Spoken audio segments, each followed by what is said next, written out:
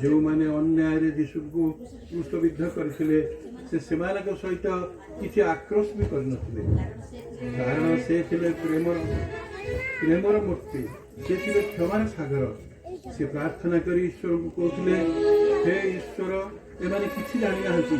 एमाने किछि बुझि नाहंती एमाने अज्ञानी वशत मोते क्रूशविद्ध करछंती एमाने को तुम क्षमा करो।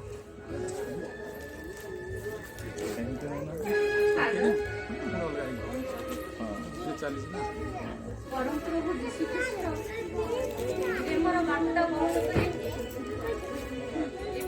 अवतरण करथिले से बहन करितबा प्रेम समग्र आड़क संचरी जाइथिला जद्वारा ताहा सकलंक पई कल्याणकर होई परिथिला। ठीक सेही परी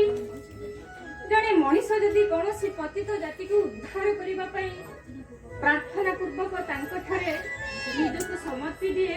तेबे परिणाम स्वरूप तांको ठारो अविरत विकिरण होइथिबा दिव्य वाणी ज्ञान प्रेम से शक्ति को कोन से प्राप्त करबा संभव नहीं ना ए असंभव मनुष्य मानक मध्य यह केबे भी संभव हो परिबनी यह केवल देवदूत मानक क्षेत्र में संभव दिव्य ज्ञान वाणी ज्ञान शक्ति सब किसी देवदूत मैंने पाई पारती एक कथा मुखरे उच्चारण करने तुमको टे लज्जा लगुनि कौन दिव्य वाणी कौन मनुष्य मैंने पाइबा तुम शुणी पार्छ जानी तुम्हें क्षमा करिवे आज्ञा कौन एक स्वप्न मु कहार एक दिव्य वाणी शुणा पाई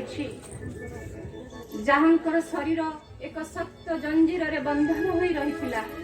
से कोई कोई कांदुथिले तांको बंधन मुक्त करिबा पई से मोर सहायता लोड़थिले एही कार्यटी करिबा पई तांकर शक्ति ज्ञान प्रेरणा मोर सहायता हेबे बोली से स्वीकृति प्रदान करथिले एना ईश्वर को नाम रे तुम एते मिछ कहि दउछ तमे तो देवदूत बोले निजु भाबुछ एते बड़ मिछ कहि को तमे टिके संकोच लागुनी परमेश्वर तुम भली जड़े पापिनी नारी को निश्चय निश्चय दंड देवे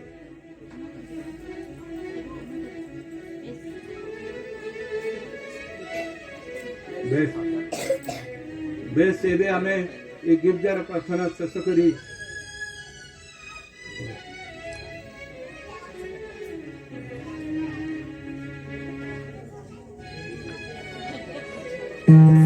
हे परम प्रभु जीशु तुम कृपा पार तुमी सकल क्षमा सागर अज्ञान बंधन मुक्त कर अज्ञान बंधन मुक्त कर हे परम प्रिय सुंदर सकल क्षमा सागर